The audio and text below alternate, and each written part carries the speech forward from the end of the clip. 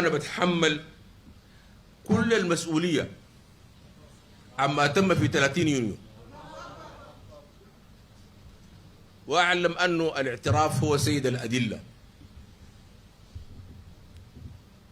وكنت أتابع محاولات هيئة الاتهام لإثبات هذه التهمة،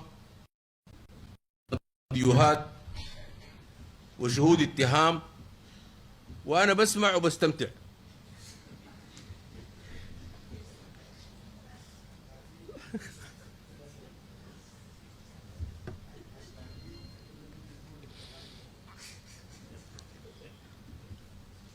لكن عايز أثبت حقيقة يا مولانا، أنه كل أخواننا أعضاء مجلس الثورة الموجودين هنا في هذه القاعة ما كان عندهم أي دور في التخطيط أو التنفيذ، وإنما تم اختيار كوكبة من خيرة ضباط القوات المسلحة عشان يمثلوا وحدات وتمثيل بعض الجهات.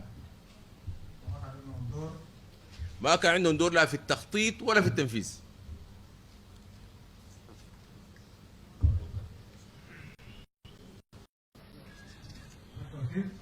ولا التنفيذ، وإنما تم اختيارهم بعد ذاك لأنه هم كوكبة من خيرة ضباط القوات المسلحة، تمثيل لوحداتهم وتمثيل لبعض الجهات.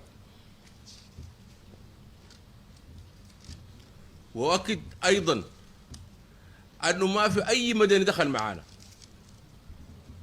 عمل عسكري بحت، وما كنا محتاجين لمدنيين عشان يساعدونا.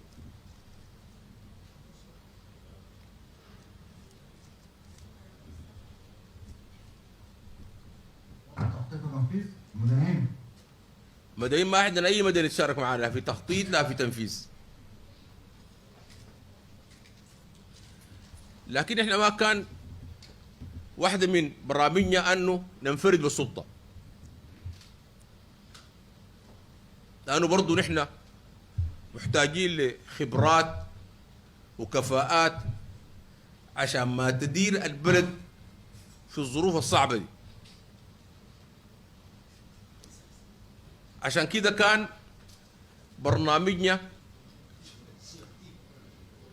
هو أنه نفتح حوار مع كل القوى السياسية.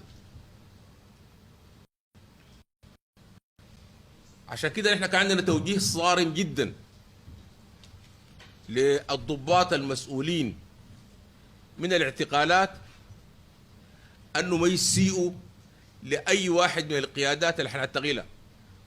والاعتقال كان عنده هدف واحد، هي مسألة تأمينية في بداية التحرك.